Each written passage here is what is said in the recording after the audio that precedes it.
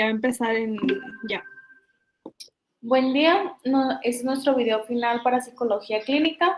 Nuestro equipo está conformado por Morales Sotana Victoria, Puentes Figueroa Dulce Alejandra, Telles Contreras Mayra Jacqueline, De León Curiel Zaira, Reatiga Castelo Suquei Naomi y Alcántara Rochín José Ángel. Nosotros les vamos a presentar el tema de la psicología como ciencia de la salud.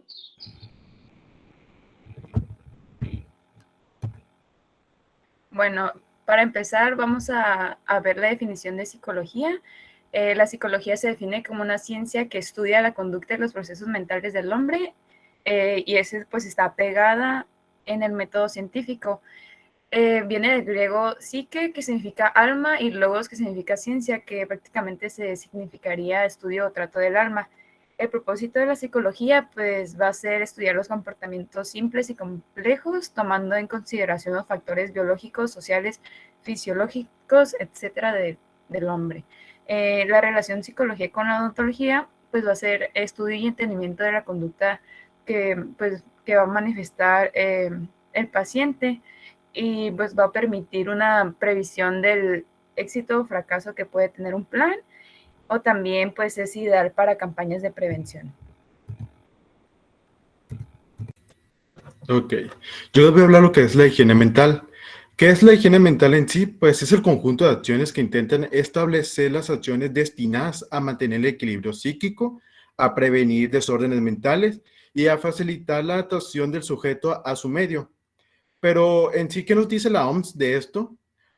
Nos dice que aquel estado sujeto fructuoso proveniente de factores biológicos y sociales en que el individuo se encuentre en condiciones de conseguir una síntesis satisfactoria de sus tendencias instintivas, potencialmente antagónicas, así como para formar y mantener relaciones amorosas con los demás. En sí, ¿qué nos dice esto? Que la salud mental nunca será algo lineal, más bien será algo de continuo cambio. Lo que nos lleva a las características de una función sana, cuáles serían el sentido del valor, el sentido del control, la creatividad, que es una de las más importantes, el sentido del humor, la nutrición, el ejercicio y el sentido de la autoprotección. Por lo que nos lleva a cómo aplicamos la higiene mental. Pues lo aplicamos con hábitos positivos, valoración positiva de rasgos propios y ajenos, fortalecimiento de autoestima y ser conscientes de uno mismo, lo que nos lleva a tener hábitos positivos, el cual pues estos van a satisfacer nuestras necesidades naturales, el cuales son dormir, comer y descansar.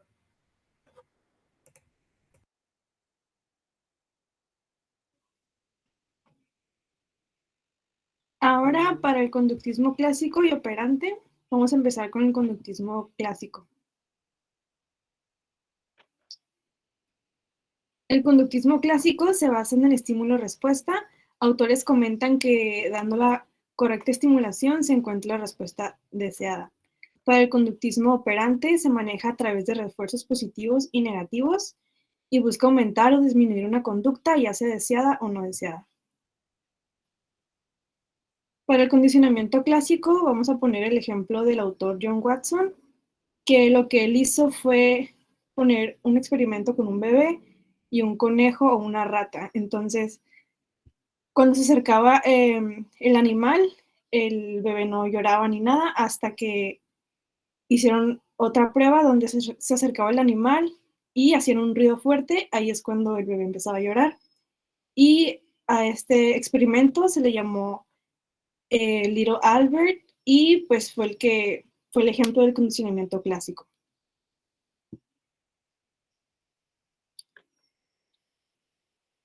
Otro ejemplo es de Iván Petrovich Pavlov, que este fue otro autor, donde hizo un experimento con un perro, donde ponía un estímulo, que es la comida, y la respuesta incondicionada era la salivación del perro al ver la comida o al estar comiendo.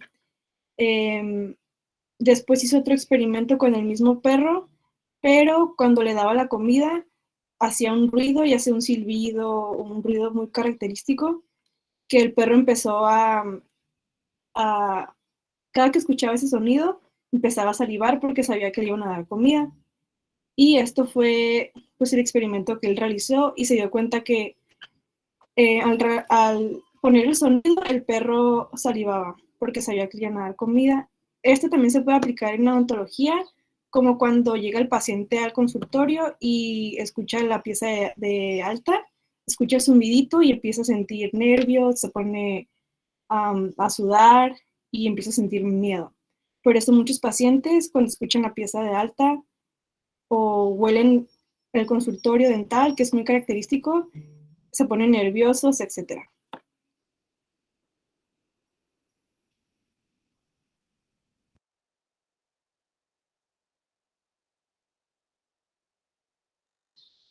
Ok, el conductismo operante. El tipo de aprendizaje que ocurre cuando la frecuencia de una respuesta dada libremente es controlada por sus consecuencias. Es como decir, la consecuencia de la conducta aumenta o disminuye la frecuencia de esto mismo. O sea, una respuesta obviamente siempre va a tener una consecuencia. Un ejemplo es si se hace un buen trabajo, pero la gratificación que se obtiene no es como la que uno esperaba, siempre hay otra consecuencia más. O sea, no, ya después para otra ocasión, ya tu conducta no va a ser la misma, obviamente. El tipo de consecuencias es el refuerzo positivo, que es que su presencia aumenta la probabilidad de una conducta. El refuerzo negativo, que se le llama refuerzos negativos al aumento de probabilidad de una conducta como consecuencia de la omisión de un estímulo. El castigo positivo, que su presencia provoca que disminuya la probabilidad de la conducta. Es decir, añadir una consecuencia luego de una conducta implica que la respuesta del organismo disminuya, que es a lo que me refería ahorita. El castigo negativo, su tirada provoca que disminuya la probabilidad de la conducta. Un ejemplo es que los padres dejen sin postre a su hijo porque se ha portado mal.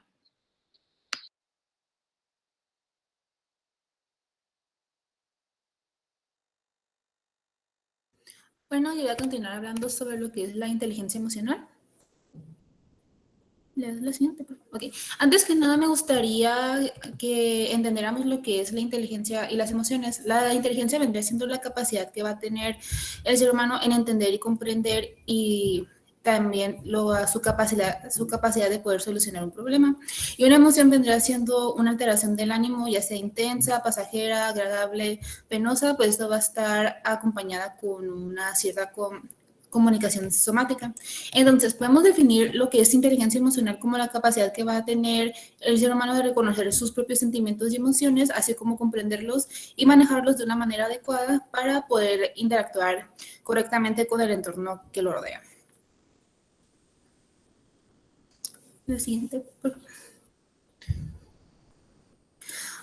Ese tipo de inteligencia pues no va a consistir en alterar la capacidad de generar emociones con respecto a diferentes estímulos del entorno, más bien va a tratar de que se relacione más con la reacción de la persona que va a tener frente a estas. Para que una persona tenga un alto grado de inteligencia emocional, pues tiene que contar con ciertas características. Primero que nada, vendría siendo el prestar atención a sus emociones. Esto puede referirse a que esas personas van a desarrollar un tipo de inteligencia que va a analizar sus emociones y escucharlas, y no solamente se va a limitar a reprimirlas o solamente sentirlas. La otra vendría siendo que conocen sus sentimientos y no lo reprimen. Estas pues van a ser sinceras con sus mismas emociones y van a expresar sus sentimientos de manera clara. La tercera, que es que analizan sus proyectos y sueños, tratan de no solamente tener un sueño enfocado, sino más bien tratan de razonar lo que sienten y por qué lo sienten y tratan de alcanzarlo. La otra es que tienen un balance constante en sus acciones. Esto quiere decir que saben que todo tiene su lado bueno o malo, y es por eso que tratan de dirigir su atención a las cosas que ellos pueden solucionar o que también pueden utilizar para ellos mismos.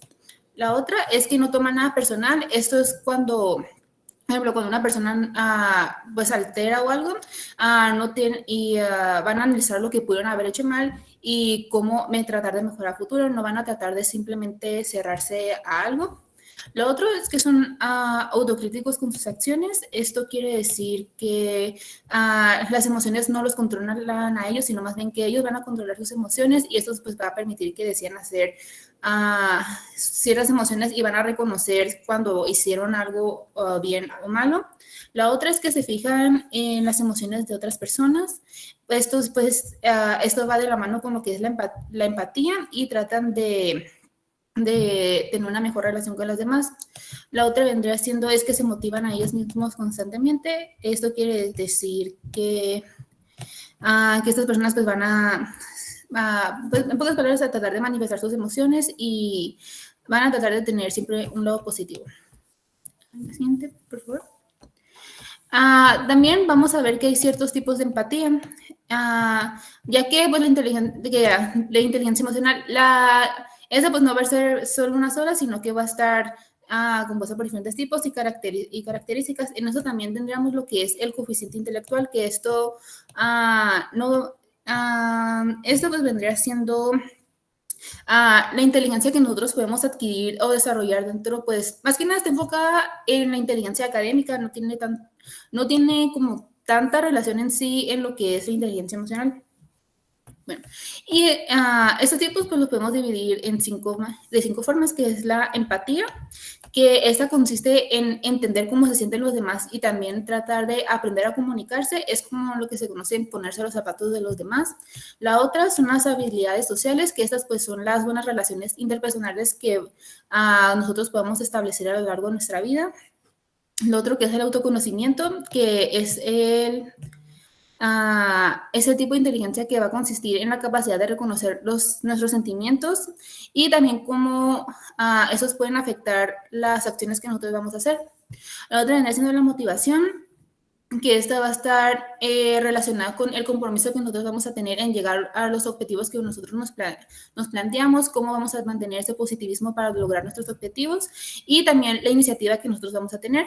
Y por último tendremos la autorregulación, que estas van a ser las técnicas que vamos a tener de autocontrol y van a ser sumamente esenciales para la inteligencia emocional, ya que nos van a controlar nuestras emociones y cómo influyen en nuestras decisiones, y es por eso que esta también es una de las importantes para la inteligencia emocional.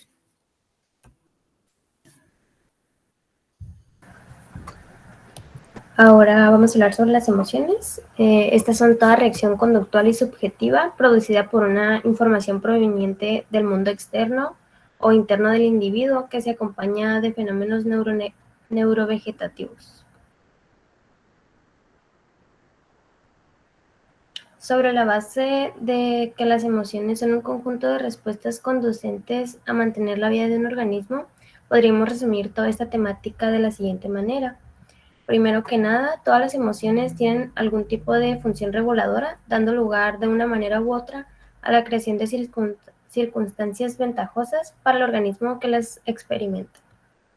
Las emociones son procesos biológicos determinados que dependen de mecanismos cerebrales innatos depositados por una larga historia evolutiva.